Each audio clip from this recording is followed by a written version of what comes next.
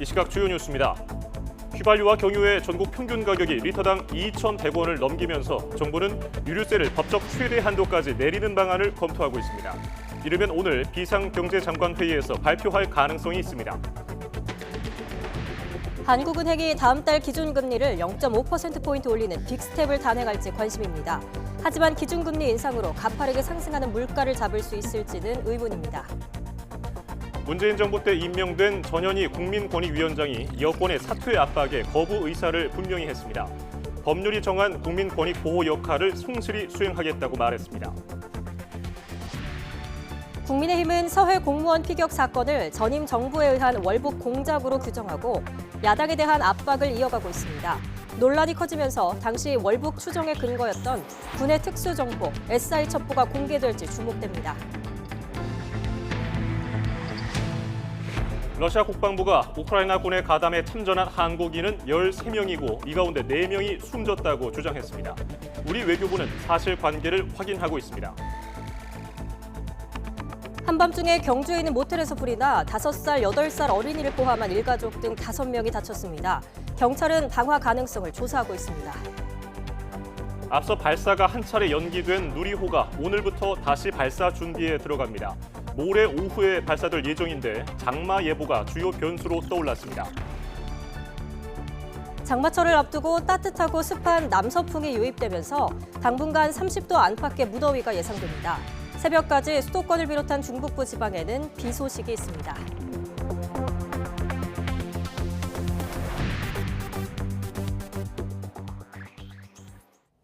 여러분 안녕하십니까? 휴일 아침 굿모닝 YTN 2부 시작합니다. 휘발유와 경유의 전국 평균 가격이 모두 리터당 2,100원을 넘어섰습니다. 이처럼 국내 주유소 기름값이 연일 신기록을 쓰고 있습니다. 정부가 유류세 인하폭을 지금의 30%에서 더욱 확대해서 법적 최대 한도까지 내리는 방안을 유력하게 검토하고 있습니다. 권남기 기자입니다. 정부가 유류세를 지금의 30% 인하에서 더 깎아주는 방안을 검토하고 있습니다. 만약 정부가 추가 인하를 결정하면 휘발유는 지금보다 최대 리터당 57원, 경유 38원, LPG부터는 12원까지 내려갈 수 있습니다. 현재 탄력세율을 적용하는 교통에너지 환경세를 법정세율로 되돌리면 세금 부담이 더 낮아지기 때문인데 여기에 맞춰 최대 인하폭을 적용하면 유류세를 최대 37%까지 내릴 수 있는 겁니다. 법을 바꾸지 않고 내릴 수 있는 최대 한도까지 유류세를 깎아주는 건데 이르면 오늘 비상경제장관회의에서 발표될 가능성이 있습니다. 공급 사이드에서 우리가 정부가 할 수 있는 이런 조치들을 다 취하려고 하고 있습니다. 하지만 국내 주유소 기름값에 붙는 세금을 아무리 깎아줘도 국제유가 상승세가 거세면 소비자들이 느끼는 인하 효과는 금방 사라집니다. 실제로 정부는 지난 5월 유류세 인하폭을 20%에서 30%로 확대했지만 휘발유는 20일, 경유는 불과 8일 만에 인하 전 가격을 넘어섰습니다. 최근의 급등세는 더욱 무섭습니다. 경유값은 지난달 12일, 휘발유값은 지난 11일 각각 기존 최고가 기록을 뛰어넘고 계속 올라 모두 리터당 2,100원을 넘어섰습니다. 여기에 국내 정유사 가격 기준인 싱가포르 석유 제품 시장의 오름세가 이어지며 유류세를 또 내려도 인하 체감 효과가 얼마나 갈지 미지수입니다. 앞으로 2, 3주 동안 특히 경유를 중심으로 해서 상승폭이 좀 가팔라질 것으로 우려하고 있습니다. 다소 상쇄되거나 해석될 수도 있지 않을까라는. 지난해 11월부터 이어진 유류세 인하로 세금 수입이 계속 줄어드는 것도 걱정거리입니다. 세수 손실은 현재의 30% 인하 수준으로만 계산해도 올해 연말까지 8조 원에 달할 전망입니다. YTN 권남기입니다. 한국은행이 다음 달 기준금리를 0.5%포인트 올리는 빅스텝을 단행할지에 관심이 집중되고 있습니다. 시장에 주는 충격에 비해서 원래 목적인 고물가 해소에 도움이 될지는 미지수입니다. 박병환 기자가 보도합니다. 미국 연준의 기준금리 0.75%포인트 인상으로 한국은행 금융통화위원회도 다음 달에 기준금리를 0.5%포인트 올릴 가능성이 커졌습니다. 이창용 한국은행 총재는 신중한 입장이지만 가능성을 배제하지는 않았습니다.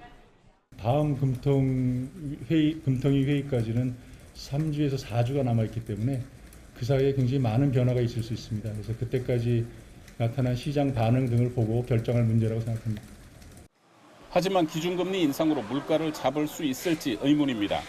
지난달 소비자 물가 상승률이 전년 동월 대비 5.4%에 달해 13년 9개월 만에 가장 높았고 6월에는 98년 11월 외환위기 사태 후 처음으로 6% 돌파가 점쳐지고 있습니다.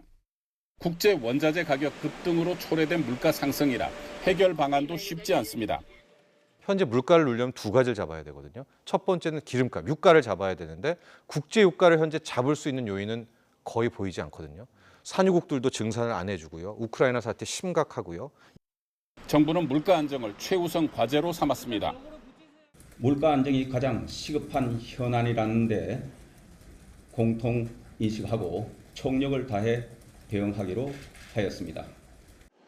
정부는 올해 소비자 물가 상승률을 4.7%로 상향 조정해 지난 2008년 글로벌 금융위기 이후 14년 만에 가장 높은 상승률을 예상하고 있습니다.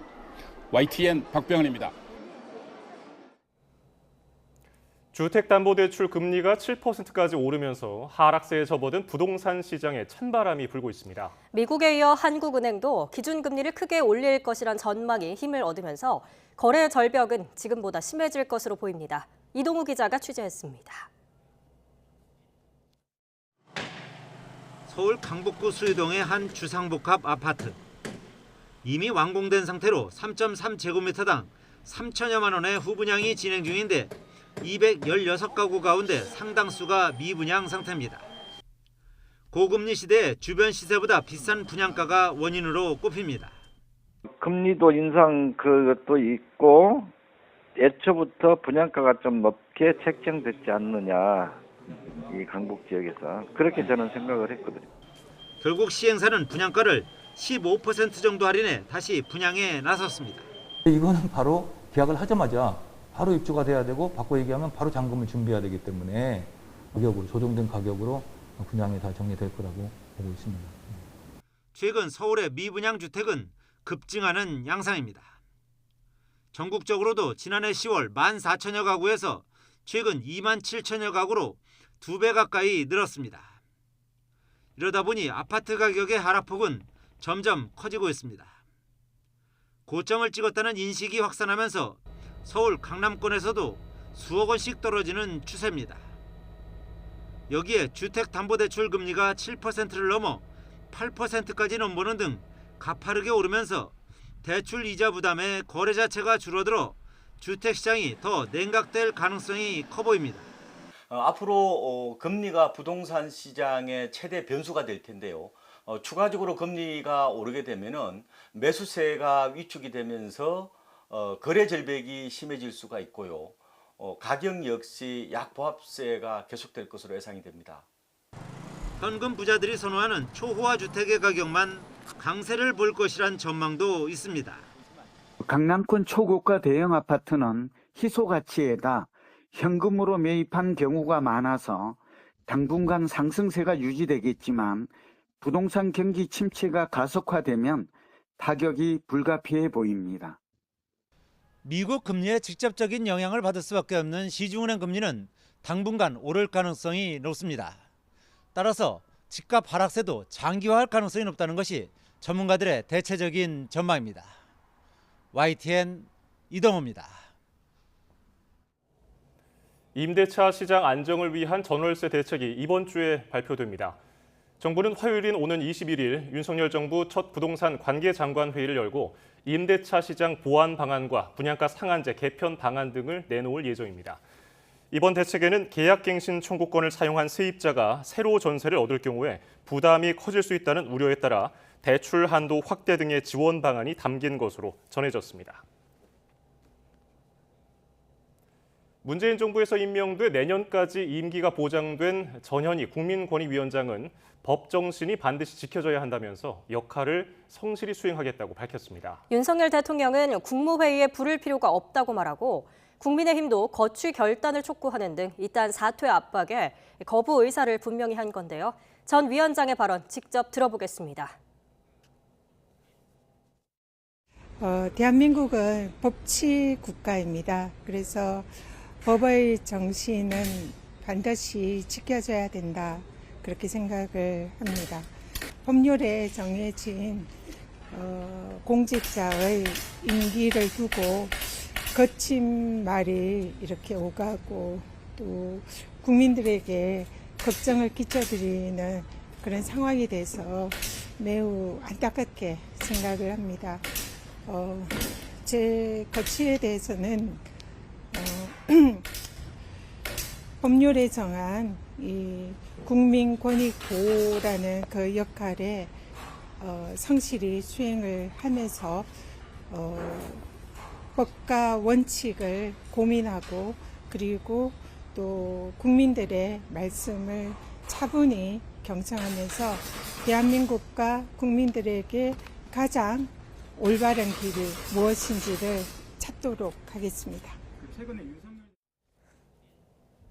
더불어민주당은 윤석열 대통령이 전현희 국민권익위원장과 한상혁 방송통신위원장에게 사실상 사퇴를 종용하고 있다며 남이 하면 적폐고 본인이 하면 정의냐고 비판했습니다. 조승현 부대변인은 국회 기자회견에서 두 사람을 향해 국무회의에 굳이 올 필요가 없다고 하는 등 윤 대통령 사전에 내로남불이란 단어가 있는지 참으로 궁금하다며 이같이 지적했습니다. 또 박근혜 전 대통령의 문체부 국장 사직 강요 사건을 수사해 직권 남용죄로 처벌받게 한 검사가 바로 윤 대통령이라고 꼬집었습니다. 아울러 윤 대통령이 검찰의 산업부 블랙리스트 수사도 정상적 사법 시스템이라고 강변한다며 윤석열식 정의와 공정의 실체를 모르겠다고 덧붙였습니다. 검찰의 산업부 블랙리스트 수사가 한창인 가운데 윤석열 정부에서도 전 정권 인사들과 불편한 동거가 이어지며 급기야 국무회의 배제를 선언했습니다. 이렇게 정권이 바뀔 때마다 비슷한 논란이 되풀이되면서 제도 자체를 손봐야 한다는 목소리도 나오고 있습니다. 김태민 기자입니다. 윤석열 대통령은 문재인 정부가 임명한 전현희 국민권익위원장, 한상혁 방송통신위원장을 더 이상 국무회의에 부르지 않기로 했습니다. 사실상의 사퇴 종용이라는 해석에 대해 윤 대통령은 이렇게 답했습니다. 굳이 올 필요 없는 사람까지 다 배석시켜서 국무회의를 할 필요가 있나 하는 생각은 있습니다. 물러나줬으면 좋겠다는 생각이 드신가요? 그러면 임기가 있으니까 자기가 알아서 판단할 문제 아니겠습니까?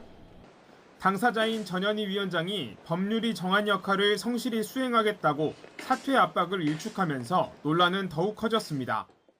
법의 정신은 반드시 지켜져야 된다. 그렇게 생각을 합니다. 법률에 정한 이 국민권익보호라는 그 역할에 성실히 수행을 하면서 두 사람의 임기는 각각 내년 6월 말과 7월까지로 모두 1년 넘게 남아 있습니다. 당분간 불편한 동거가 이어질 수밖에 없는 상황에 여당은 연일 공세 수위를 높이고 있습니다. 그 자리에 앉아 있는 것 자체가 후한무치한 것이고 윤석열 정부의 국정 철학에 동조하고 있지 않잖아요. 당연히 물러나 주는 것이 그게 아름다운 모습이죠. 반대로 야당은 현재 검찰이 수사 중인 산업부 블랙리스트 사건을 언급하며 이 역시 직권 남용이라고 반발하고 있습니다. 임기가 정해진 장관급 위원장의 업무를 못하게 방해하는 것은 명백한 직권 남용입니다. 야권에 적용하는 것과 같은 논리이면 정부 여당에 대해서도 검찰이 즉각 영장 청구하고 압수수색에 나서십시오. 임기제 공무원에 대한 정권의 사직 강요 문제는 어제 오늘 일이 아닙니다. 이미 문재인 정부 초반 산하기관 임원의 사퇴를 종용한 환경부 블랙리스트 사건으로 김은경 전 장관의 유죄가 확정됐습니다. 윤석열 대통령 역시 검찰총장 시절 문재인 정부와의 극한 갈등을 빚으면서도 임기를 지키겠다는 의지를 밝힌 적이 있습니다. 임기라고 하는 거는 취임하면서 국민들과 한 약속이니까 어떤 압력이 있더라도 제가 할 소임은 다 할 생각입니다. 정권 교체기마다 되풀이되는 논란에 야권에서조차 제도 개선이 필요하다는 목소리가 나옵니다. 사실은 우리 정부 때도 전임 정부가 지명했던 임기제 공무원들 때문에 불편했던 적이 있죠. 이 문제를 어떻게 해결할 건가에 대한 제도 개선 문제를 계속 얘기를 해야지. 하지만 민주당이 정치 보복으로 규정한 문재인 정부의 사직강요 혐의 수사가 한창 진행 중인 데다 당사자들 역시 사퇴 의사가 없음을 분명히 하면서 당분간 논란은 쉽게 가라앉지 않을 전망입니다. YTN 김태민입니다. 서해 공무원 피격 사건과 관련해서 국민의힘 이준석 대표는 더불어민주당 우상호 비상대책위원장이 민생이 심각한데 지금 이 사건을 왜 하는지 모르겠다고 발언한 건 진상규명을 방해하는 행동이라고 비판을 했습니다. 또 전현희 국민권익위원장과 한상혁 방송통신위원장에 대한 여권의 사퇴 압박은 문재인 정부 환경부와 산업부의 블랙리스트 사건과는 차원이 다르다면서 민주당 공세도 일축했습니다. 이 대표 발언 직접 들어보시죠. 이 사안에 대해 진상규명을 방해하는 행동이라 생각합니다. 민주당이 과거에 그 5.18 같은 역사적 아픔이라든지 아니면 세월호 같은 사회적 참사에 있어가지고 꾸준히 그리고 유가족과 그리고 또 그런 피해자들이 만족할 때까지의 진상규명을 항상 강조했던 것과는 매우 다른 태도입니다. 환경부, 산업부 같은 경우에는 구체적인 수사를 통해 가지고 어떤 이제 압력이 있었던 정황들이 드러나고 있기 때문에 문제가 되고 있는 것이고, 전현희 권익위원장에 대해 가지고 구체적인 어떤 그런 사안이 있다면은 그것을 지정해서 이야기하면 될 것이다. 그런데 그게 아니라 단순히 지금 뭐 의혹 제기 수준으로 그렇게 이야기하는 것은 의미가 없다고 생각합니다. 서해 공무원 피살 사건과 관련해서 감사원이 해경과 국방부에 대한 감사에 착수한 데 이어서 유가족들은 문재인 전 대통령에 대한 고발까지 언급하고 있습니다. 정부가 당시에 월북으로 추정한 판단은 잘못이라고 정반대 입장을 밝히면서 논란도 이어지고 있죠. 당시에 월북 추정의 근거였던 군의 특수정보, 즉 SI 첩보가 논란 속에서 공개될지도 주목됩니다. 한현희 기자입니다. 2년 전 공무원 이대준 씨가 자진 월북한 것으로 추정했던 핵심 근거는 SI 첩보라고 불리는 군의 특수정보입니다. 감청 내용에 이 씨의 육성은 아니지만 월북이라는 단어가 있었다는 겁니다. 월북이라는 단어는 있었어요? 그거는 충분히 우리가 그렇게 할 수 있는 그 정황들이 있었습니다. 월북을 의미하는 단어가 있었다는 겁니까? 단어는 있었습니다. 당시 국방부는 이 같은 판단을 근거로 이 씨의 월북을 추정했습니다. 그런데 이번에는 정반대의 판단이 나온 겁니다. 이 때문에 실제 SI 첩보 내용이 어땠는지가 중요한데 보안 등급이 높은 기밀로 취급되는 데다 정보자산 노출 우려도 있어 공개되지 않았습니다. 보안 관계상 모든 것을 공개하지 못함으로 인해 보다 많은 사실을 알려드리지 못한 점에 대해 유감스럽게 생각합니다. 국방부는 그러면서도 당시 판단이 성급했다는 사실을 인정했습니다. 하지만 유가족은 군이 스스로 자초한 추정과 혼선을 바로잡기 위해서라도 SI 정보를 공개해야 한다고 주장하는 상황. 군의 첩보 자산이라고 하지만 국민의 알 권리 차원과 그동안 고통의 시간을 보냈던 저희들과 의문을 가진 국민들에게 속 시원하게 알려야 합니다. 일반적인 비밀의 경우 국방부 자체 정보공개심의위원회를 거친 뒤 장관의 결재를 받으면 공개가 가능하지만 SI 첩보의 경우 한미가 함께 공유하는 것이니만큼 미국 측과 협조도 필요한 것으로 알려졌습니다. 감사원 감사에 이어 전 대통령에 대한 고발까지 언급되는 등 당시 자진 월북 추정 판단을 둘러싼 논란이 군의 SI 첩보 공개로까지 이어지는 계기가 될지 주목됩니다. YTN 한현입니다. 더불어민주당의 지방선거 참패 뒤에 자맹을 이어가던 이재명 의원이 주말을 맞아 지역구에서 열성 지지자들을 만났습니다. 강성 팬덤에 대한 당내 불만과 우려를 불식하기 위해서 과도한 표현을 자제해달라고 요청하는 등 정치 행보를 본격화했습니다. 엄윤주 기자의 보도입니다. 더불어민주당 이재명 의원이 이른바 개딸로 대표되는 열성 지지층과 만났습니다. 지방선거 참패 책임론과 전당대회 불출마 요구에 대응을 자제해온 오랜 자맹을 깨고 본격적으로 정치 행보를 재개한 겁니다. 이 의원은 비명계 의원들을 향한 문자 폭탄 등 과격한 행동을 자제해달라고 요청했습니다. 자신을 향한 반발심과 오해만 키울 뿐이라고 했는데 당내에서 증폭된 강성 팬덤 관련 우려를 불식하고 갈등 수습을 위한 발언으로 해석됩니다.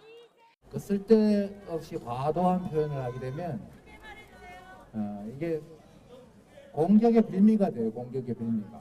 표현은 좀 포지티브하게 우리 개딸 여러분들, 양아들 여러분들이 정말로 잘하시는 게 그런 거 아닌가요? 또 정당의 주인은 당원이라며 당원 의사가 제대로 관철되는 게 중요하다고 강조했습니다. 차기 당권 도전을 고심 중인 상황에서 자신을 지지하며 대선 이후 급증한 권리당원표를 고려한 게 아니냐는 해석도 나옵니다. 정당의 주인은 나라의 주인은 이 너무 당연한 원칙들이 관철되지 않는 것은 정말로 문제죠. 그래서 정당에서는 당원들의 의사가 제대로 관철되는 게 필요합니다. 다만 전당대회 출마에 대한 취재진 질문엔 즉답을 피하며 확전의 불씨는 원천 차단했습니다. 전당대회 출마는 고민하셨나요? 당권 도전할지 여부는 아직 결정 안 났나요? 전당대회 출마는 언제쯤 좀 결정이 날까요? 대장동과 성남FC 후원금 관련 수사를 정치보복으로 규정하며 사법 리스크에 차단막을 친 이 의원이 현실 정치 행보를 재개하면서 비명계 반발을 비롯한 민주당 내용 상황에도 어떤 변화가 있을지 관심이 집중됩니다. YTN 엄유주입니다. 국민의힘 중앙윤리위원회가 이준석 대표의 이른바 성상납 의혹 관련 징계 논의를 둘러싼 정치적인 해석이 제기되며 업무에 심각한 지장을 받고 있다고 밝혔습니다.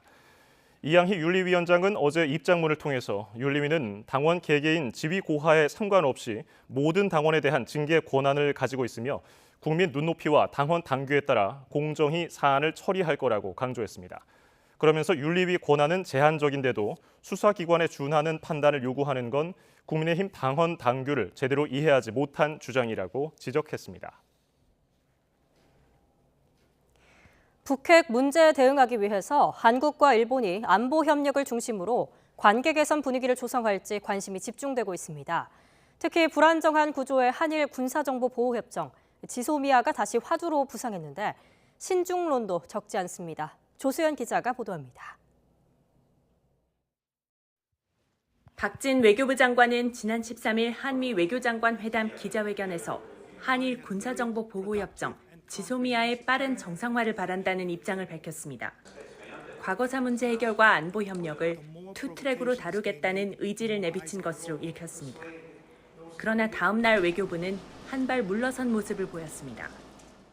우리 정부는 한일 지소미아 문제는 한일 간 여타 현안들과 더불어서 종합적인 해법을 모색해야 한다는 입장입니다. 한국 대법원의 강제징용 배상 판결에 대한 대응으로 일본이 취한 수출 규제를 비롯해 한일 간 핵심 현안을 제쳐두고 지소미아 정상화부터 나서지는 않겠다는 뜻으로 풀이됩니다.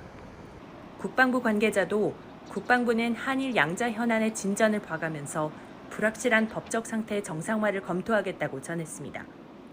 특히 지소미아와 수출 규제를 세트로 접근하는 방안에 대한 경계론과 함께 서두를 필요가 없다는 의견도 나옵니다. 지소미아는 현재 정상적으로 작동하지 않는 것은 사실인데 우리에게 큰 불편함이 있는 건 아니고 수출 규제 문제도 당초에 일본이 기대했던 효과를 거두지 못하고 오히려 일본 쪽에 마이너스 효과가 있는 것으로 판단이 되기 때문에 점점 수위가 높아지는 북한의 무력 도발에 한일, 한미일 공조의 중요성도 더욱 커지면서 지소미아를 통해 두 마리 토끼를 잡을 수 있을지 않을까 하는 기대감이 감지된 건 사실입니다. 그러나 현재로서는 외교, 국방당국 등 정부 내 통일된 입장과 함께 앞으로 어떤 접근법을 취해 나갈 것인지 세부적인 조율이 필요한 시점으로 보입니다. YTN 조수연입니다. 우크라이나 전쟁에 참전한 한국인이 모두 13명이고 이 중 4명이 숨졌다고 러시아 국방부가 주장했습니다.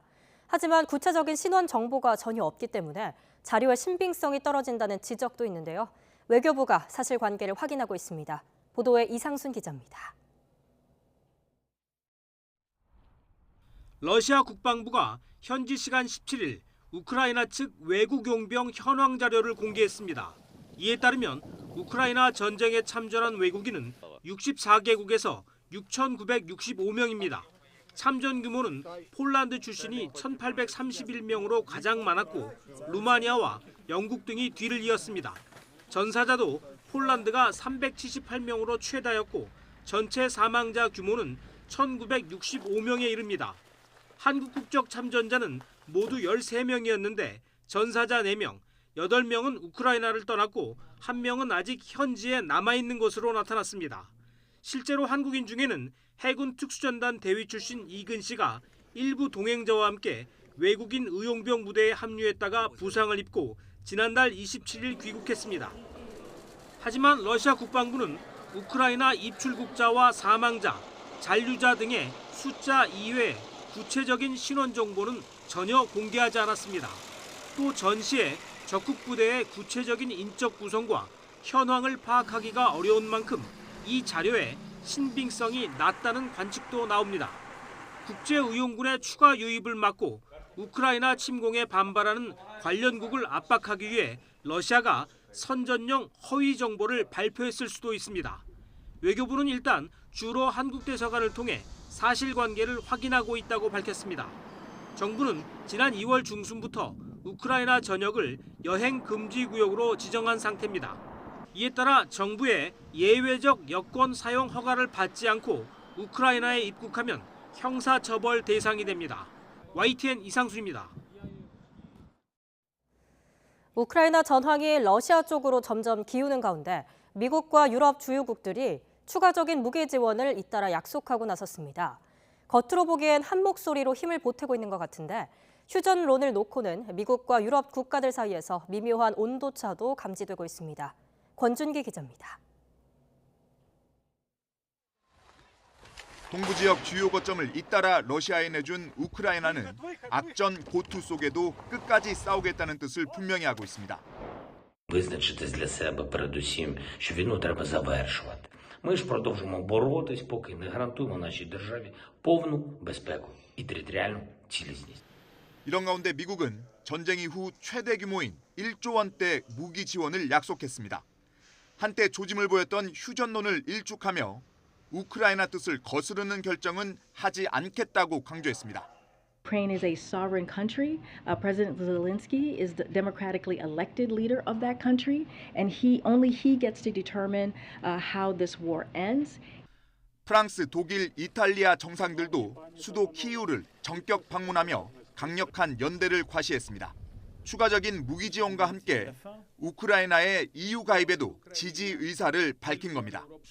하지만 마크롱 프랑스 대통령은 우크라이나 방문 전날에도 휴전 논의의 필요성을 언급하며 복잡한 속내를 드러냈습니다. Mais nous voulons bâtir la paix. Ce qui veut dire qu'à un moment nous souhaitons tous que le feu cesse et que les discussions reprennent. 유럽에선 에너지와 식료품 가격 상승으로 경제 위기가 가시화되는 데다 여론도 심상치 않은 상황입니다. 최근 여론조사에서는 우크라이나 영토를 일부 뺏기더라도 전쟁을 끝내야 한다는 의견이 러시아 응징을 주장하는 여론보다 많았습니다. 우크라이나의 영토 포기를 압박하는 모양새는 끝내 부담스러운 미국과 휴전 협상을 입에 올리기 시작한 유럽. 서방 동맹 사이에 균열이 시작되고 있다는 분석이 나오는 이유입니다. YTN 권중입니다. 우크라이나가 러시아에 반격을 가한 뒤 8월까지는 평화협상에 복귀할 계획이라고 대러시아 협상 대표 데이비드 아라카미아 의원이 현지 시간 18일 밝혔습니다. DPA 통신에 따르면 아라카미아 의원은 미국의 소리 방송과의 인터뷰에서 우크라이나가 여러 지역에서 반격 작전을 수행할 거로 믿는다며 이후 협상하기에 더 나은 위치에 있을 거라고 말했습니다. 그러면서 8월 말까지는 러시아와 평화협상에 복귀할 계획이라고 덧붙였습니다. 서방의 우크라이나 지원에 대한 보복으로 러시아가 가스 공급을 대폭 줄임에 따라 유럽에서 가스 배급제가 실시될 가능성이 한층 커졌다고 블룸버그 통신이 보도했습니다. 러시아는 최근 노르트스트림 가스관을 통해 독일에 수송되는 가스 물량을 60%나 줄였고 이는 독일을 거쳐서 러시아산 가스를 공급받는 프랑스, 오스트리아 등에도 연쇄적인 영향을 미쳤습니다. 이에 따라 가스 공급의 3분의 1 이상을 러시아에 의존하는 독일은 연대 의식을 발휘하고 에너지를 절약할 것을 국민에게 촉구하고 있습니다. 독일은 정부가 전국적인 가스 비상사태를 선포하게 되면 배급제가 시행돼 레저 시설 등의 가스 사용이 제한되지만 일반 소비자와 병원 등 필수 공공 서비스는 최대한 보호를 받습니다.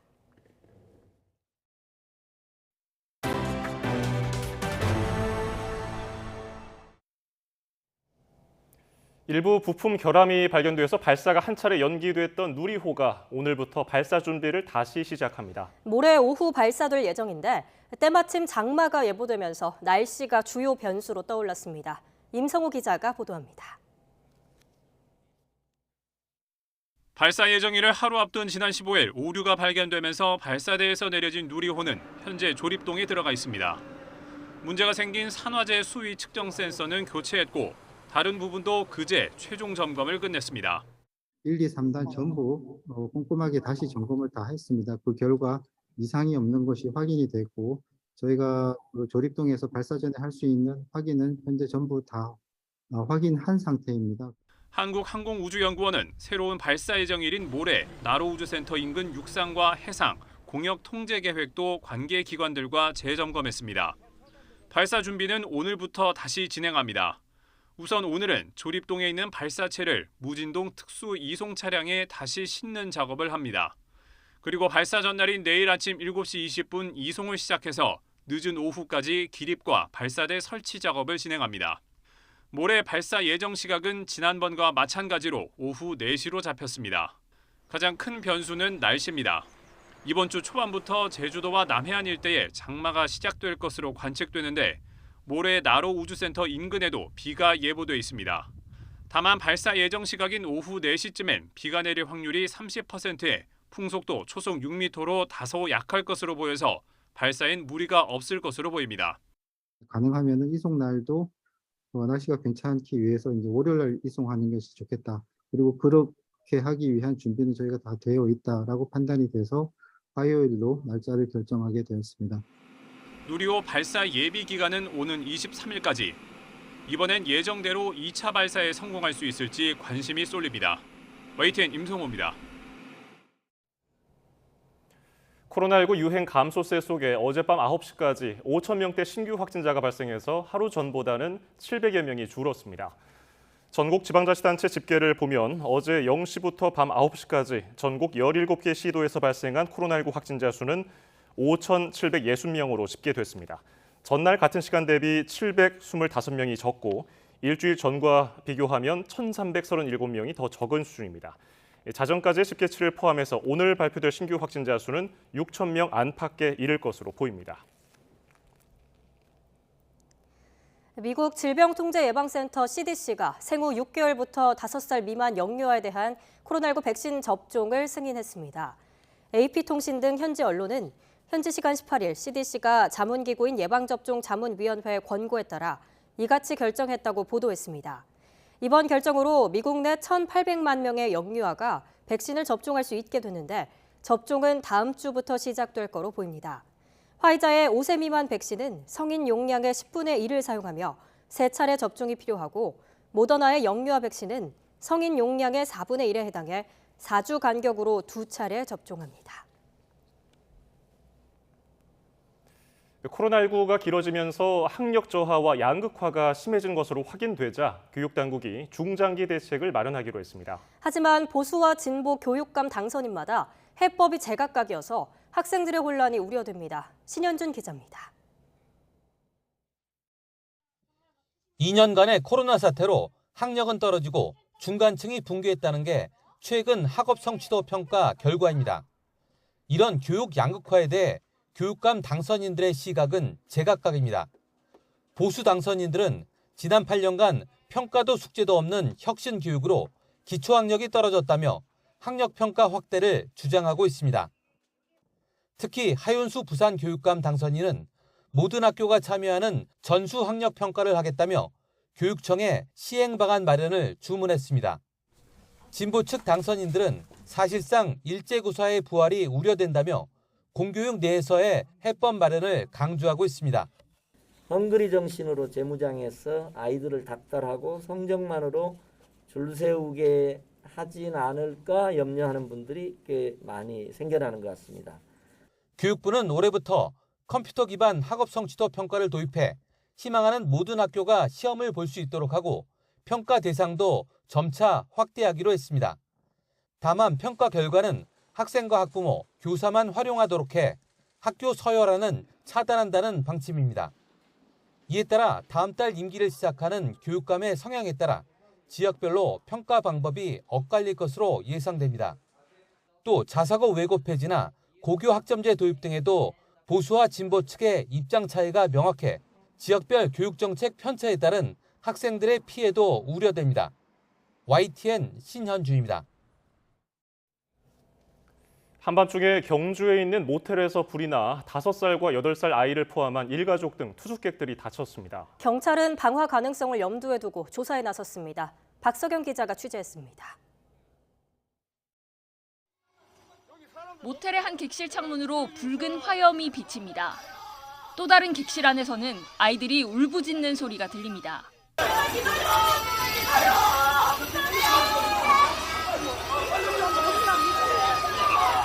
경북 경주시 성동동에 있는 5층짜리 모텔에서 불이 난 건 어젯밤 9시 반쯤. 40대 부모와 5살, 8살 아이 등 일가족 4명을 포함해 투숙객 5명이 다쳐 병원으로 옮겨졌습니다. 다른 투숙객 10여 명도 구조되거나 급히 대피했습니다. 불은 3층 객실에서 시작된 것으로 추정되는데 3층에서 터지는 소리가 난다는 등의 신고가 접수됐습니다. 경찰은 목격자 진술 등을 토대로 방화 가능성을 비롯해 정확한 화재 원인을 조사하고 있습니다. 투숙객이 이제 들어왔다 나간 뒤에 불이 났다. 지금 그런 상황 중이에요. 건물 틈새로 불길이 보이더니 곧이어 연기가 치솟습니다. 어떡해!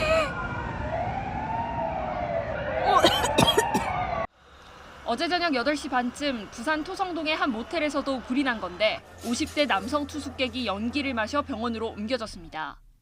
소방당국은 비어있던 모텔방에서 불이 시작된 것으로 보고 정확한 화재 원인을 조사하고 있습니다. 어제 저녁 7시 반쯤에는 경기 남양주시 팔당리에 있는 자전거 대여 업체에서 불이 났습니다. 업체 안에 아무도 없어 다친 사람은 없었지만 불은 건물 대부분과 자전거 등을 태운 뒤 1시간 10여 분 만에 꺼졌습니다. YTN 박석영입니다. 도시 및 주거환경정비법이 개정되면서 오는 12월부터는 그동안 정비사업 현장에서 관행처럼 이루어졌던 시공사의 이주비나 이사비 제한이 불법 행위가 됩니다. 이를 어기면은 과태료뿐 아니라 입찰 참가 제한이나 시공사 선정 취소 등 강력한 제재까지 이루어질 수 있습니다. 최기송 기자입니다. 서울 동대문구 이문사구역 재개발 사업 수주에 나선 건설사가 조합원들에게 건넨 홍보 책자입니다. 조합원들이 기존 금융권에서 받을 수 있는 주택담보대출 비율 LTV 40%에 추가로 60%를 더 빌릴 수 있도록 시공사에서 도와주겠다고 강조합니다. 지금 사는 집 가격이 10억 원이라면 그만큼 자금 조달이 가능할 수 있게 된다는 뜻입니다. 재개발 사업을 진행 중인 서울 노량진 3구역도 사정은 비슷합니다. 시공사는 조합원이 LTV 100%만큼 대출받을 수 있도록 지원하겠다고 약속했습니다. 하지만 오는 12월부터는 재건축이나 재개발 사업 때 시공사가 이사비나 이주비를 제한하는 행위가 법으로 금지됩니다. 도시정비법 개정안을 보면 이사비나 이주비 등 시공과 관련 없는 사항에 대해 금전 등을 제공할 수 없도록 못 받고 있습니다. 어기면 1,000만 원 이하의 과태료 부과가 기본입니다. 여기에 해당 지자체장이 시공사 선정을 취소하거나 공사비의 100분의 20 이하에 해당하는 금액 범위에서 과징금을 추징할 수도 있습니다. 2년 이내 기간 안에서 해당 지자체의 재량으로 입찰 참가를 제한할 수도 있습니다. 이제 수주 과정에서 그 시공과 관련 없는 그런 제안을 해서 그걸로 이제 수주를 하려는 경쟁이 과열되는 그런 거를 좀 막을 수 있을 걸로 보이고요. 실효성이 있는 그런 제재가 이루어질 수 있을 걸로 보고 있습니다. 올 연말부터 당장 법 적용을 받게 될 정비사업장과 건설사들은 기대와 우려가 뒤섞인 반응을 보입니다. 조합원을 위한 제도 보완이 필요하다면서도 투명한 수주 경쟁이 활성화할 수 있는 만큼 법안 개정 취지에는 공감한다는 의견이 나옵니다. 다만 이주비, 이사비 등을 준비하는 데 있어서 어려움이 있는 조합원들도 다수가 있을 수 있기 때문에 그분들을 위한 제도적인 장치 또는 지원에 대한 방안도 함께 나와주면 더 좋을 것 같습니다. 건설업계는 무리한 입찰 조건 제한이 사라지고 상품이나 설계만으로 승부를 볼 수 있게 되는 점은 긍정적이라면서도 일정 지연은 불가피하다고 말합니다. 조합 입장에서는 대출 등이 여전히 막혀 있는 상황이라 조합원 이주 등의 사업 일정이 전반적으로 지연될 가능성이 있습니다. 국토부는 자금 조달이 상대적으로 어려운 재개발 사업에는 추가 이주비 제한을 예외적으로 허용하는 방안 등을 검토한 뒤 시행령으로 보완할 계획입니다.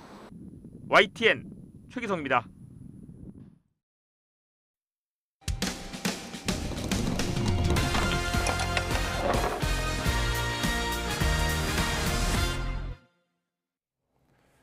경기도 평택시에 있는 국가산업단지 내 배수로가 붉게 변하고 심한 악취까지 나는 일이 벌어졌습니다. 취재 결과 이 붉은 물질은 폐식용유로 확인이 됐는데요. 누가 이런 일을 벌였는지 여전히 오리무중입니다. 정인용 기자입니다. 배수로 물길에 붉은 띠가 선명하고 길게 형성됐습니다. 끝이 보이지 않을 만큼 길이 이어졌는데 이로 인해 일대에선 심한 악취까지 납니다. 경기도 평택시 포승 국가산업단지 중앙 배수로가 이처럼 붉게 변하기 시작한 건 지난 16일. 이곳 배수로 1.5km 구간이 붉게 변했었던 건데요. 대부분 정화 작업을 통해 복원됐지만 이렇게 일부 구간은 여전히 기름이 둥둥 떠 있습니다. 취재 결과 배수로에 퍼진 붉은 물질은 폐식용유인 걸로 드러났습니다. 고의든 과실이든 공공수역에 폐기물을 배출하면 물환경보전법에 따라 형사처벌을 받게 됩니다. 수질오염으로 인해 물고기가 폐사하거나 수초가 고사할 수 있는 데다 자칫 배수로와 연결된 바다 생태계까지 위협할 수 있기 때문입니다. 경기도와 평택시는 확산을 막기 위해 오일 펜스를 설치한 뒤 배수로와 연결된 주변 우수관 맨홀을 일일이 개방해 역추적에 나섰습니다. 그런데도 이 물질이 어디서 흘러왔는지 파악하지 못하고 있습니다. 그 맨홀을 한 10여 개 정도 이렇게 이제 열어가면서 그 몰래 버린 업체를 찾기 위해서 작업을 실시했습니다. 비가 와서 이게 흐르다 보니까 정확한 업체는 이제 특정은 안 됐고, 그래서 민간환경감시단 하시는 분들이 순찰도 돌고 있고. 환경당국은 주변 업체의 폐기물 관리 과실에 무게를 두고 있지만 해당 물질을 취급하는 업체들은 그런 적이 없다는 입장입니다. 저희 공장도 이제 오셔가지고 조사를 하셨는데 저희 물건이랑 다 안에 가서 보셨어요. 근데 저희는 문제 없었고요. 당국은 폐기물 운송업체가 폐기물 수집 차익을 남기기 위해 고의로 폐식용유를 버렸을 가능성도 열어두고 조사를 이어가고 있습니다. 하지만 시간이 지날수록 방류 흔적을 찾기가 더 어려워지는 만큼 오염원을 적발해내기는 쉽지 않아 보입니다. YTN 정인용입니다. 날이 더워지면서 다슬기를 잡다가 물에 빠져 숨지는 사고가 잇따르고 있습니다. 최근 3년 사이에 전국에서 다슬기를 잡다가 물에 빠지는 사고가 140건이 넘습니다. 해마다 반복되는 사고 무엇이 문제일까요? 헬로티비 뉴스 양진호 기자의 보도입니다. 물속을 들여다보며 다슬기를 잡는 사람들. 강변 곳곳에 경고 문구가 걸려 있지만 구명조끼를 입은 사람은 보이지 않습니다. 그거 뭔데 챙겨이냐고 막 그러는 사람도 있고 막. 화도 내시고. 그러면 쫓아와서 따져요. 방송한다고 공연한다고 놀러 왔는데 그렇게 한다고 또 그래요. 아, 시끄럽다고. 그럼요. 우리는 뭐 역할이 그거니까 어쩔 수 없죠. 얕아 보이는 강의 수심. 실제로는 어떤지 들어가 봤습니다. 몇 걸음 들어가지 않았는데도 어느새 허리춤까지 물속에 잠깁니다. 밖에서 봤을 땐 수위가 낮아 보이던 강물도 이렇게 조금만 들어오게 되면 강물 높이가 허리 가까이 차오르게 됩니다. 실제 다슬기가 채취되는 강변이나 계곡 같은 경우에는 수위가 급격하게 높아지는 구간이 갑자기 나타날 수 있어 이렇게 구명조끼를 반드시 착용해야 합니다. 최근 사고가 발생한 홍천구는 물론 대부분의 지자체는 계곡을 비롯한 관광지에 무료로 이용할 수 있는 구명조끼를 비치해뒀습니다. 여기에 안전요원의 경고방송, 안내까지 이어지지만 마련된 구명조끼를 사용하는 사람은 극소수에 불과합니다. 강물은 이 깊이를 잘 몰라요. 여기 사는 사람들도 몰라요. 그러니까 우리가 방송할 때 깊은 데로 가지 마세요 할 때는 안 가시고 그랬으면 좋겠는데 그 다슬기 잡는 욕심 때문에 깊은 데로 자꾸 들어가시는 분들이 있어요. 최근 3년 사이 전국에서 발생한 다슬기 채취 관련 순환 사고는 모두 142건. 강원도가 33건으로 가장 많았고 이 중 사망사고도 17건이나 됩니다. 사망사고 중 사고자가 구명조끼를 착용했던 경우는 단 한 건도 없었습니다. 허리춤에 다슬기가 꽉 차면 보통 2, 3km 넘게 있기 때문에 그러니까 자기가 건너갔던 장소가 아닌 다른 장소로 건너오시면 무게에 의해서 깊어지면 물 바깥으로 올라오질 못하시는 경우들이 많습니다. 지난 12일 홍천군 덕지천에서 다슬기를 잡다 사고를 당한 60대 남성 역시 구명조끼를 입지 않았습니다. 앞서 지난 2일 양양에서 발생한 사고 역시 마찬가지입니다. 다슬기에만 몰두하다 보면 순식간에 한길 넘는 곳으로 빠져드는 지형이 적지 않은 만큼 만일의 사태에 대비한 구명조끼 착용은 필수라고 전문가들은 입을 모읍니다. 헬로티비 뉴스 양진호입니다. 제주 서귀포항의 해양 레저 체험센터 공사가 진행 중인 가운데 서귀동 해녀들이 수중 시위를 벌이면서 반발을 하고 있습니다. 파도가 넘어오지 못하게 바닷속에 월파 시설을 조성하고 있는데 수중 환경 변화로 조업 차질이 우려되는 시설을 만들면서 사전 설명도 제대로 하지 않았다는 겁니다. KCTV 제주방송 허은진 기자입니다. 작업 중인 바지선 주위로 해녀들의 주황색 태왁이 눈에 띕니다. 서귀포항 인근 월파 시설 공사를 해녀들이 수중 시위를 벌이며 막고 있습니다. 제주도가 해양 레저 관광 거점 사업의 일환으로 해양 문화 교육 시설과 해상 다이빙 교육장 등 해양 레저 체험 센터 공사를 진행하고 있는데 해녀들이 이에 반발하고 있는 겁니다. 서귀동 해녀들은 새롭게 들어서는 월파 시설에 대해 공사 시작 전 제대로 된 설명이 없었고 시설이 들어서게 되면 바닷물의 흐름 등이 달라져 수산물도 줄어들 것이라며 공사 철회를 주장하고 있습니다. 항만 안내 공사하느라니 흙탕물 탈탈.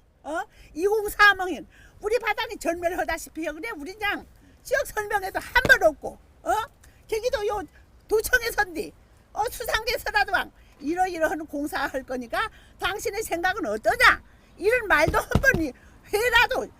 특히 갈수록 바다 환경이 악화되는 상황에 해녀들의 생존권 등은 뒤로 한 채 다이버를 우선하는 것이라며 불만을 토로하기도 했습니다.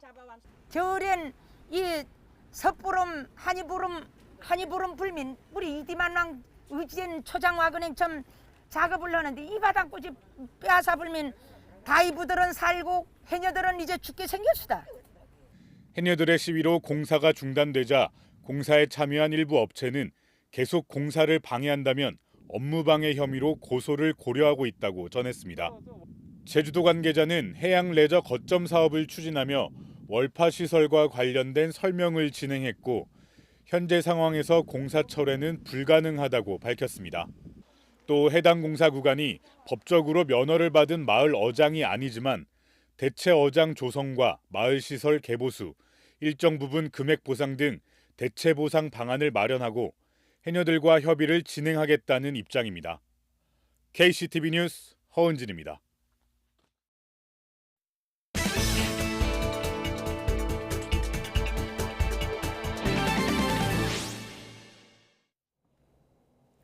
최근 영상 촬영은 물론 환경 감시, 재해 예방에 배달까지 실생활에서 드론 활용이 크게 늘고 있죠. 하지만 아직은 정해진 코스만 비행하거나 강풍 등 급격한 날씨 변화에는 비행이 어려운 한계가 있는데요. 한국인 과학자가 이끄는 미국 연구진이 강풍도 스스로 뚫고 가는 똑똑한 드론을 개발했다고 합니다. 양회영 기자입니다. 피자와 콜라를 실은 드론이 날아갑니다. 2.6km를 자동 비행한 뒤 목적지에 무사히 도착합니다. 지난해 세종호수공원에서 진행된 드론 피자 배달 시범 서비스입니다. 최근 드론은 영상 촬영과 각종 배달은 물론 농사일에다 환경 감시, 안전 진단까지 다양한 분야에서 활용되고 있습니다. 하지만 아직은 정해진 코스만 날아야 하고 강풍이 부는 상황에서는 운용이 어렵습니다. 그런데 한국인 과학자가 이끄는 미국 연구진이 바람 등 악천후 날씨에 즉각적으로 대응할 수 있는 똑똑한 드론을 개발했습니다. AI를 적용해 몇 가지 변수만 바꿔도 실시간으로 날씨 변화에 대응하는 방식으로 신경망을 설계한 겁니다.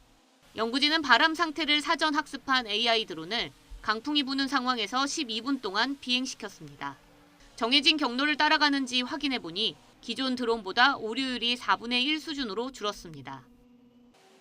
또 우산을 쓰기도 어려운 정도인 최대 초속 12.1m의 강풍 속에서도 드론을 비행시켰습니다. 사전에 학습하지 않은 강풍임에도 AI 드론은 팔자 모양의 경로를 그리며 안정적으로 비행했습니다. 연구진은 개발한 AI 드론이 실험을 위해 특수 제작한 것이 아니라 시중에 판매하는 드론을 개조한 것으로 상용화 가능성이 크다고 설명했습니다.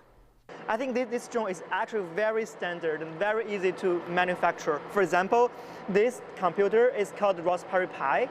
It's super cheap. It's like $50, and it's very easily accessible.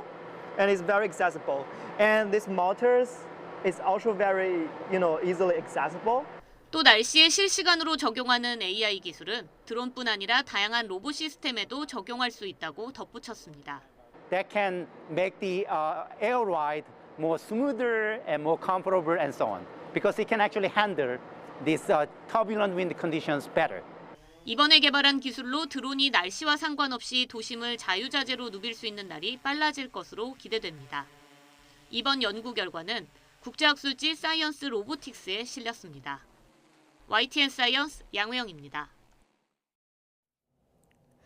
발생 초기 화재를 정확하게 구별하고 진압까지 할 수 있는 기술이 개발됐습니다. 이 모든 과정을 인공지능이 자율적으로 판단하고 진행해서 활용도가 클 것으로 보이는데요. 김진두 기자가 취재했습니다.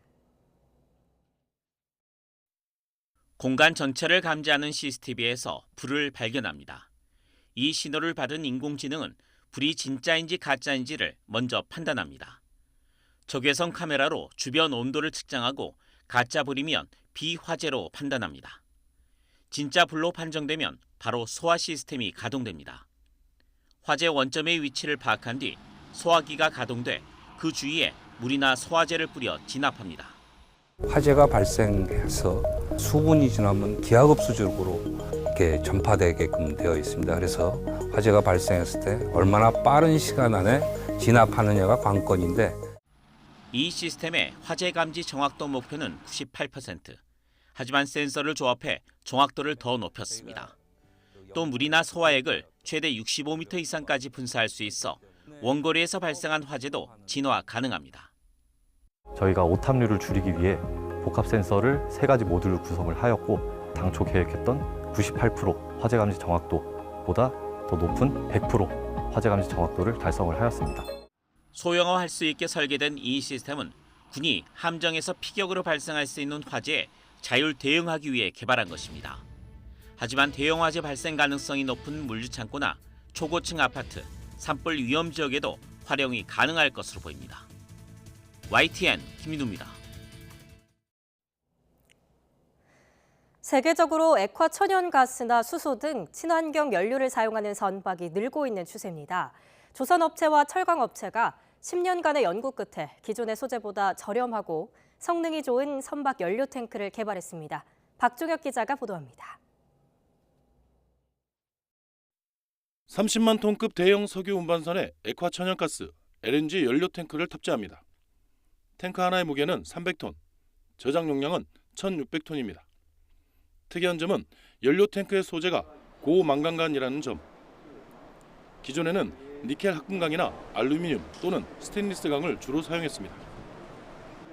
기존 소재는 가격이 높고 작업 공정도 까다로웠습니다. 대우조선해양과 포스코는 이런 단점을 보강하기 위해 고망간간으로 탱크를 제작하는 기술을 지난 10년 동안 공동으로 개발했습니다. 영하 163도 극저온의 액화 천연가스를 견디는 성능도 우수하고 비용은 기존보다 25% 줄일 수 있다는 설명입니다. 외국 업체에 기대거나 가격이 비싼 그런 소재들에 의존을 했었는데, 이번에 개발한 제품을 통해서 가격 경쟁력도 높였고 생산성도 높이는 그런 쾌거를 이루었습니다. 현재 액화 천연가스를 원료로 하는 선박의 시장 규모는 1000여 척 정도입니다. 친환경 선박의 수요가 늘면서 오는 2030년에는 지금보다 5배 이상 늘 전망입니다. 선박이나 그런 가스들을 액화시켜서 운반하는 선박들이 시장이 아주 급격히 확대될 거로 그렇게 생각되기 때문에 대우조선해양과 포스코는 고망간간 연료 탱크 제작 기술을 국내 조선업계와 공유할 예정입니다. 고망간간 연료 탱크의 독자 개발이 우리 조선업계의 경쟁력을 높이는 데 도움이 될 것으로 업계는 기대하고 있습니다. YTN 박종혁입니다.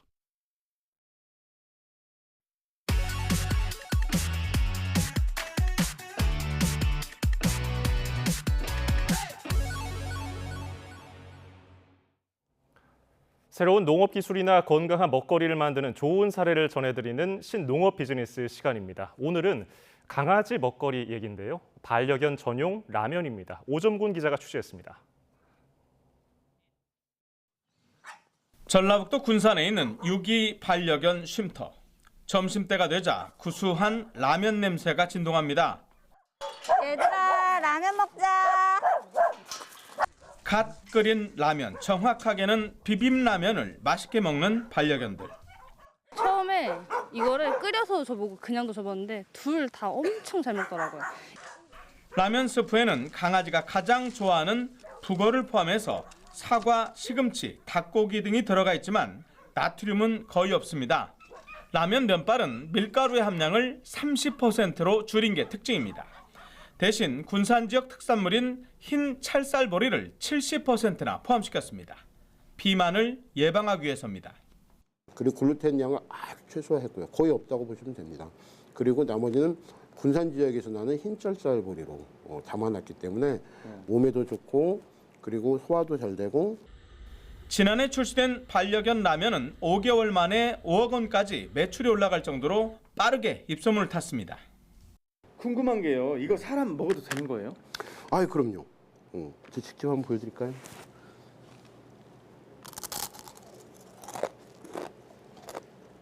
정말 고소합니다. 네, 제가 지금 들고 있는 게 반려견 전용 라면인데요. 저희가 보통 먹는 라면보다 훨씬 비쌉니다. 3배가량 비싸다고 합니다.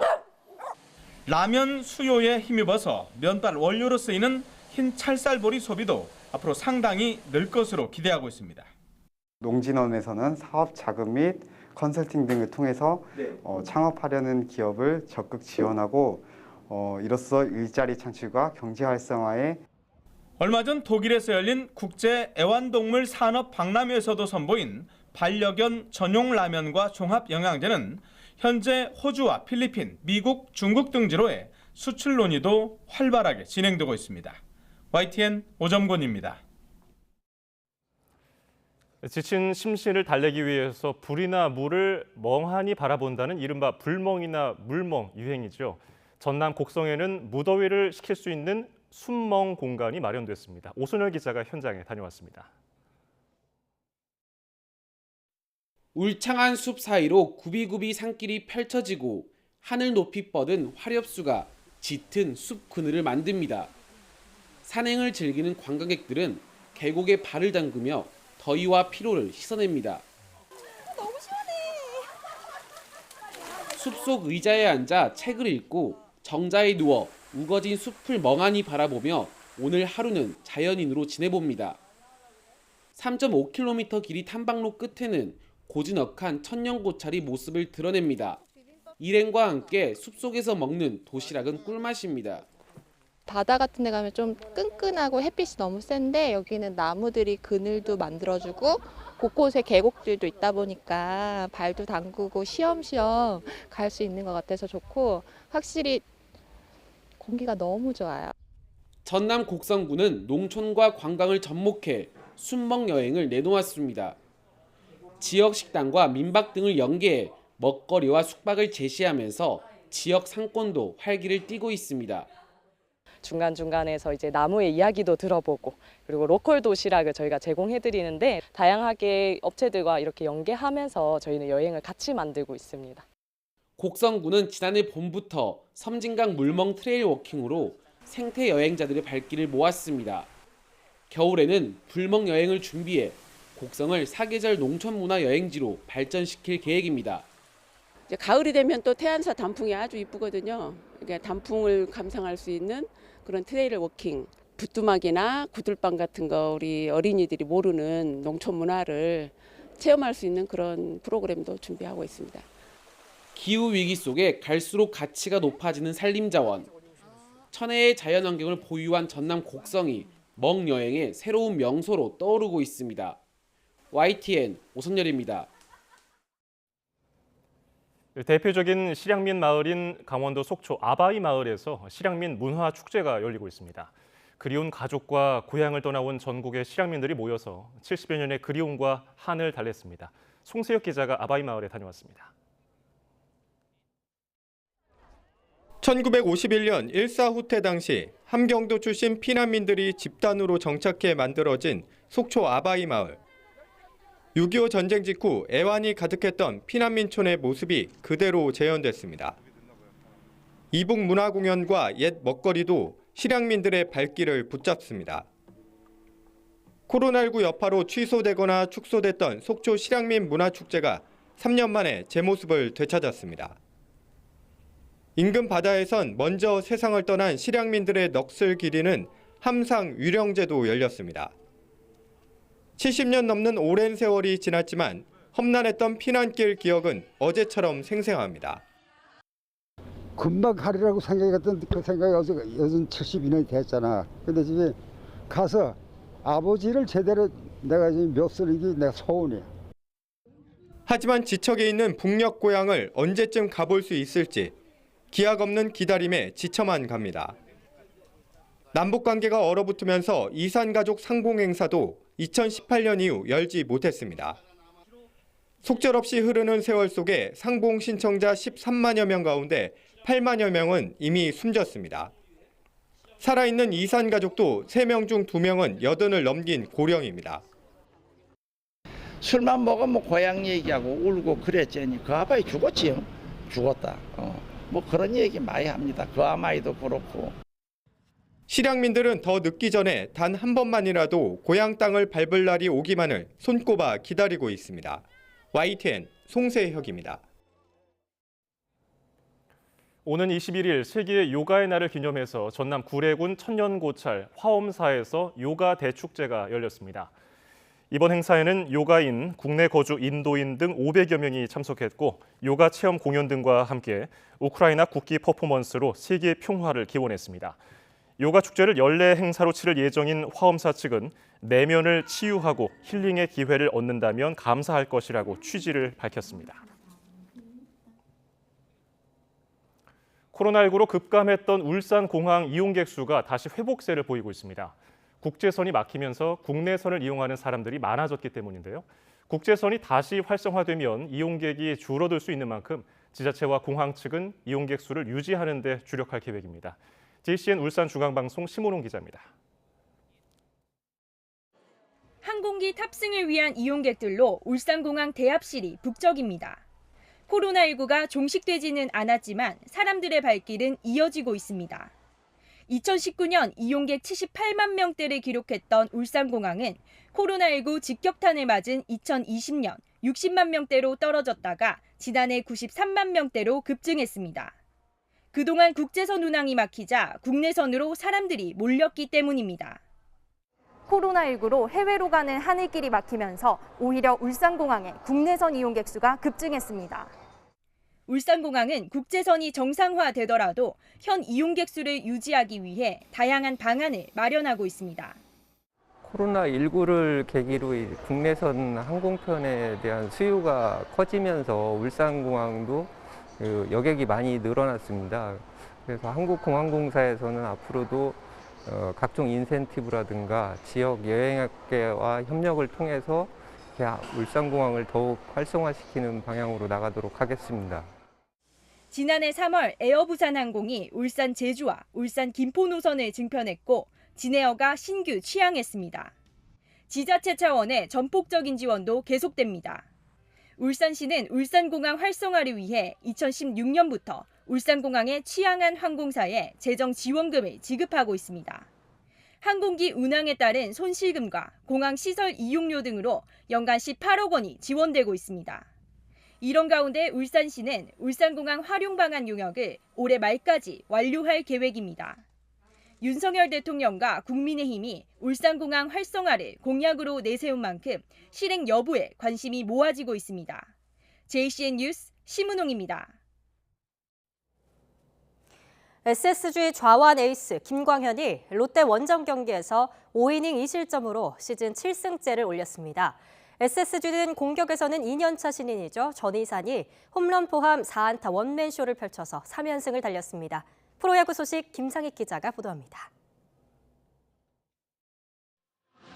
짧지만 달콤한 휴식을 마치고 돌아온 김광현은 1회 볼넷과 안타를 내줬지만 두 타자를 연속 삼진으로 잡아내면서 첫 실점 위기를 넘겼습니다.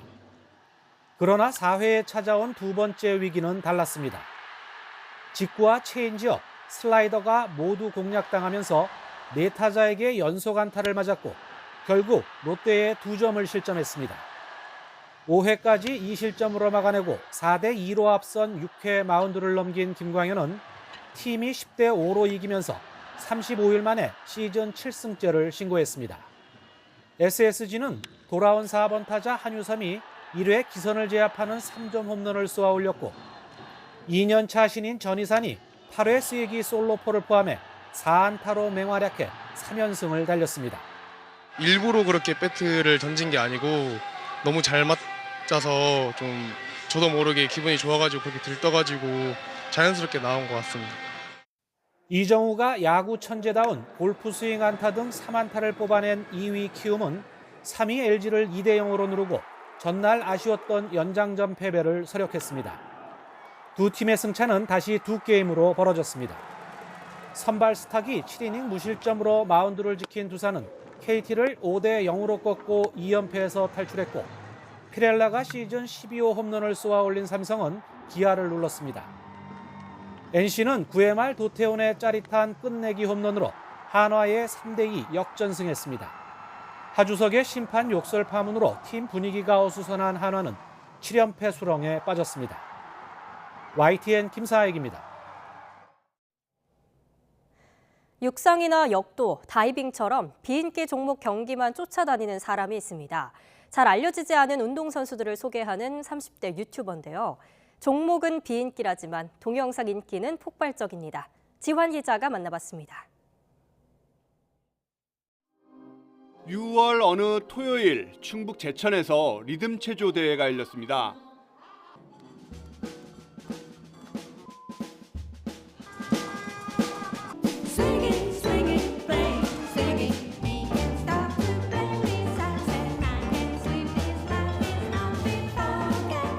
주로 초중고 앳된 유망주들이 참가한 경기장에 그가 나타났습니다.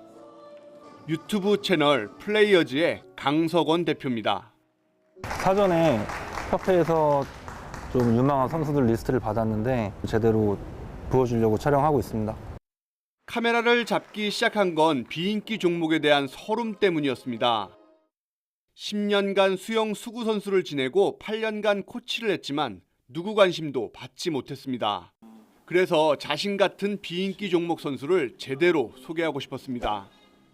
그 종목 특유의 강조해야 될 부분이 있는데 육상이라고 하면은 스피드감, 그리고 체조라고 하면은 그런 선수들의 몸짓, 성적이 좋았을 때나 실패했을 때 그럴 때의 표정 같은 거, 그런 거 좀 생동감 있게 전달하는 거와 촬영은 대회 일정을 확인하고 선수와 감독, 협회 동의를 받는 것부터 시작합니다. 편집 동영상엔 화려한 효과나 자막은 일부러 넣지 않습니다. 그저 경기에 집중하며 땀 흘리는 선수 한 명 한 명이 최고의 콘텐츠. 하지만 관심은 뜨거웠습니다. 5년 전 채널을 만든 후 올린 영상이 어느덧 500여 개. 30만 명 이상이 구독하며 누적 조회수는 2억 5천만 회를 넘었습니다. 대부분의 사람들이 그런 비인기 종목의 경기장을 가본 경험이 없거든요. 그래서 그런 경기장의 생동감, 살다 보니 이런 경기도 있구나, 이런 경기에서 뛰는 이런 운동선수도 있구나. 올림픽 월드컵이 아니라 자기가 잘 아는 선수가 나오는 경기가 가장 재미있는 스포츠라고 말하는 강 대표. 알려지지 않은 선수들의 열정을 찾기 위해 전국 곳곳 경기장을 누비고 있습니다. YTN 지환입니다. 박훈정 감독의 영화 마녀2가 개봉한 지 3일 만인 어제 누적 관객 수 100만 명을 넘었다고 배급사 뉴가 밝혔습니다. 2018년 전작 마녀보다 이틀 빨리 100만 명을 돌파했습니다. 전작은 최종 관객 수 318만 명을 기록했습니다. 지난 15일 개봉한 마녀2는 비밀 연구소에서 홀로 살아남아 세상으로 나오게 된 소녀 앞에 서로 다른 목적으로 그녀를 쫓는 세력들이 모이면서 벌어지는 이야기입니다. 전편 김다미에 이어서 오디션으로 선발된 신인 신시아가 주인공을 맡았습니다. 어제 전국 곳곳에서 금성보다 밝은 수준의 별똥별 유성이 관측됐습니다. 어제 저녁 8시 20분쯤 경기도 성남 판교와 경북 예천, 광주광역시 등에서 유성을 직접 목격했다는 제보가 YTN에 여러 건 접수됐습니다. 시청자 제보 영상을 보면 밝게 빛나는 유성이 3초가량 빠른 속도로 떨어지는 모습이 포착됐습니다. 이태형 충주 고구려 천문과학관장은 YTN과의 통화에서 일반적으로 밤하늘에서 관측되는 유성과는 뚜렷이 구별될 정도로 매우 밝은 파이어볼로 볼 수 있다며 금성보다 밝은 수준이라는 의견을 밝혔습니다.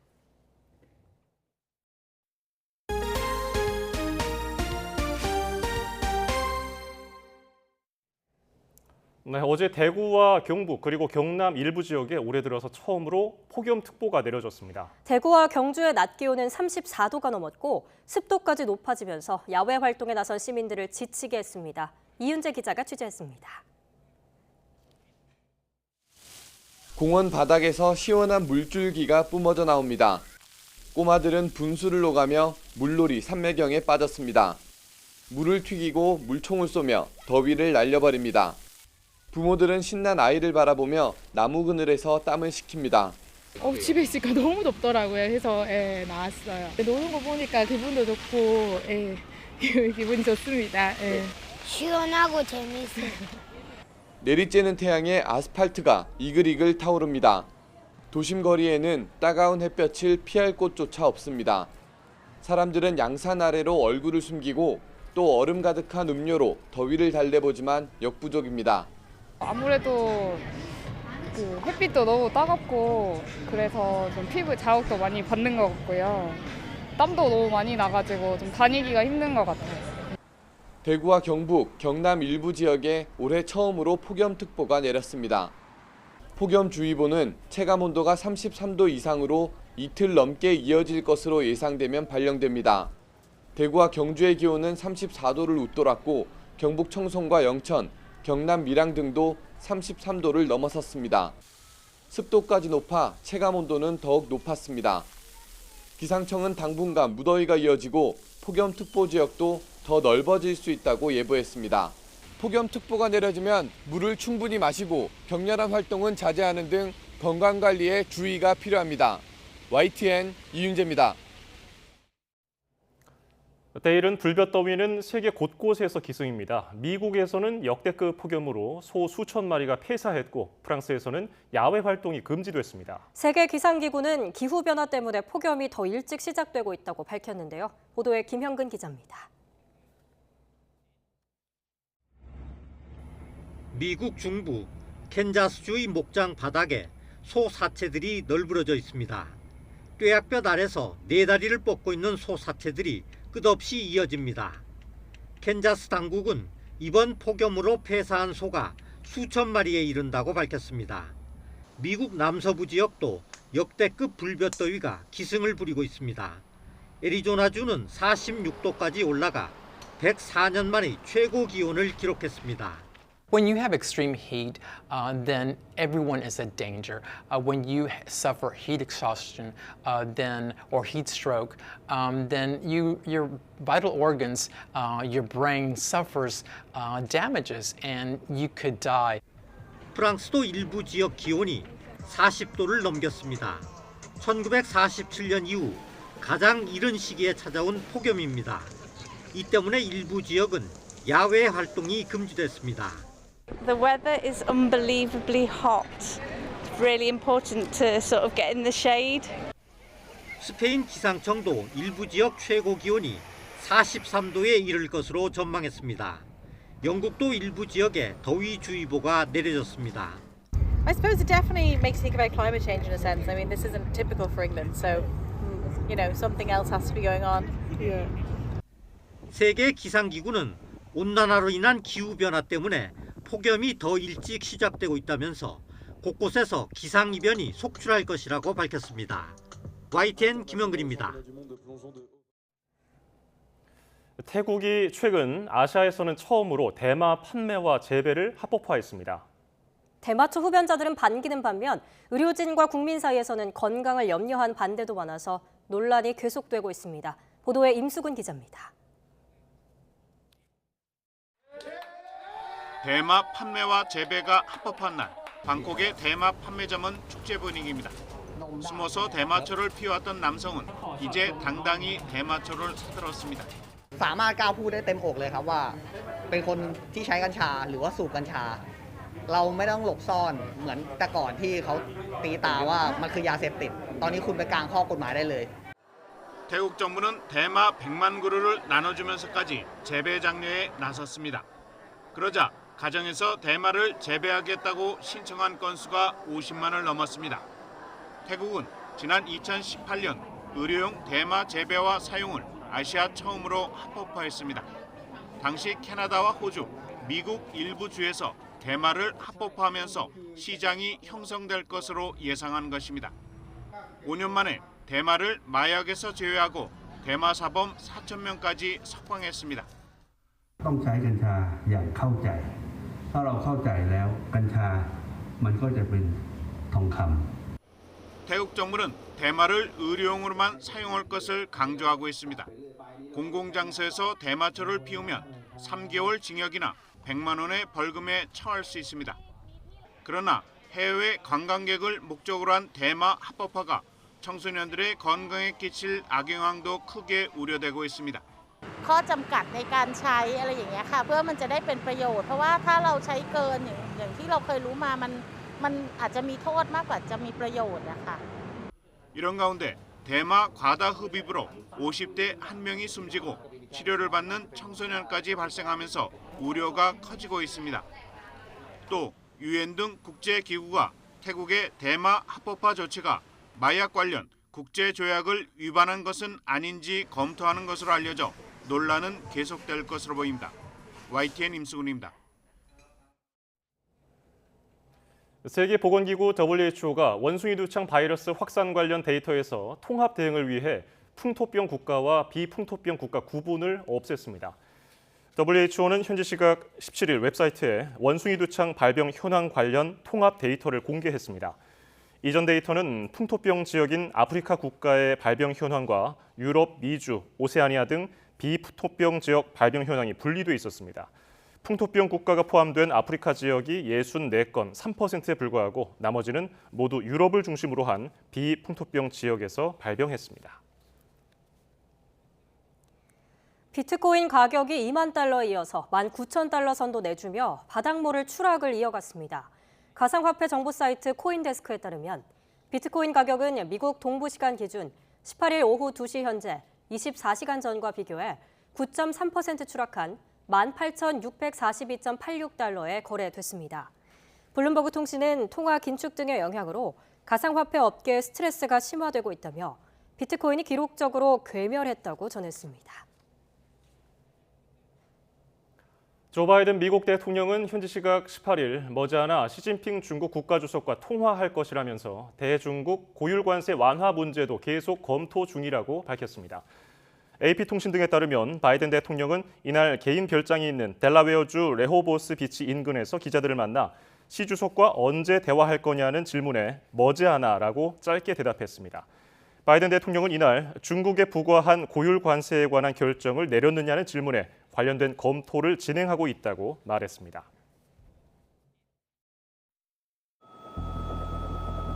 북한은 2006년 1차 핵실험을 시작으로 2017년까지 총 6번의 핵실험을 실시했습니다. 2018년 북미 정상회담을 앞두고 풍계리 핵실험장을 폭파하면서 분위기가 반전되기도 했었는데요. 최근 미국 국무부는 이곳에서 7차 핵실험 징후가 포착됐다며 우려를 표명했습니다.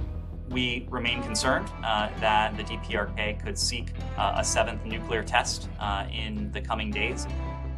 북한이 핵을 포기하지 못하는 이유는 무엇일까요? 우리 핵무력은 이외의 자기 돌직하는 사명을 결단코 미국이 자신들을 공격할 수 있다는 것에 대한 최소한의 억지력을 확보하는 데 주력을 좀 하고 있는 거예요. 단기적으로. 그리고 이제 그것이 하나의 이제 자신의 지렛대가 돼서 미국이 대화를 나오게끔 하고 자신의 셈법대로 대화를 하고 그 대화를 통해서 미국이 적절하게 자신의 제재를 풀고 정상국가로 활동할 수 있게끔 하는 것. 그리고 궁극적으로는 북미가 수교하는 것. 김정은 위원장이 주민들에게 그렇게 약속을 했어요. 다시는 허리띠를 졸라매는 일이 없도록 만들겠다. 10년이 지났거든요. 경제적으로 나아진 게 하나도 없어요. 자신의 권력을 유지하려면 적어도 민심을 잡아야 되는데 주민들에게 자랑할 수 있는 것은 핵 미사일 무력이에요. 북한에서 내부 결속 때문에 핵실험을 한다라는 이야기가 나오잖아요. 핵실험을 한다라면 중대 보도를 해서 바로 이제 북한에서 이제 실험 내용을 아마 북한 주민이 제일 먼저 알지 않을까 싶었는데 우리가 사탕 없인 살아도 총알 없이 못 산다는 사상을 주입하면서 했던 이야기가 그거예요. 포인트가. 그래서 이제 북한에 있을 때는 우리나라는 안전하고 또 이게 있음으로 해서 미국이 무릎 꿇고 대북 제재가 풀리면서 우리의 경제는 성장하겠구나라는 생각을 했죠. 올해만 19번의 도발, 핵실험 임박증으로 한반도 긴장이 고조되고 있는데요. 우리나라 정부는 북한의 완전한 비핵화를 일관되게 요구하고 있습니다. 북한이 핵 개발을 중단하고 비핵화로 전환한다면 북한 주민의 삶을 획기적으로 개선할 수 있는 우리의 일관된 입장은 북한의 완전한 비핵화를 추구하는 것입니다. 전문가들도 결국엔 비핵화가 한반도 평화의 초석이라고 말합니다. 북한에 대한 제재를 하고 있잖아요. 경제적으로 굉장히 어렵단 말이에요. 이걸 풀으려면 북한이 핵무기를 내려놔야 되거든. 비핵화를 해야 되는데 비핵화는 하나도 안 하면서 그걸 풀어달라고 그러면 누가 풀어주겠어요? 원칙은 비핵화입니다. 아무래도 핵이 있는 상태의 평화보다는 핵이 없는 상태의 평화가 더 오히려 우리한테 더 안전하다고 본다면 당연히 비핵화는 해야 되죠. 그 비핵화를 시키기 위해서는 어떤 접근 방법이 현실적인가, 그리고 우리가 당장 할 수 있는 것이 무엇인가. 한반도를 둘러싼 끊임없는 긴장과 갈등, 언제까지 지속될까요? 소위 강대강의 대치가 상당히 장기적인 구조로 아예 자리매김할 가능성도 배제할 수 없다. 사실 좀 비관적이죠. 결국 우리가 안전해지는 게 본질이거든요. 그렇다면 당장 비핵화를 통해서 안전해질 수 없다면은 조금씩 위협을 줄이는 노력, 그걸 통해서 안전해지는 방법을 실질적으로 찾아가는 게 맞는 겁니다. 경제는 잘 먹느냐 좀 잘 못 먹느냐 이 문제지만 안보는 우리가 죽느냐 사느냐의 문제예요. 여기에 우리 국민들이 관심을 가지고 힘을 합치는 것, 이런 안보가 튼튼해져야 우리의 경제도 풀려갈 수 있거든요. 생존을 위한 핵 무력과 평화를 위한 비핵화. 남북 관계의 간극은 좀처럼 좁혀지지 않고 있습니다.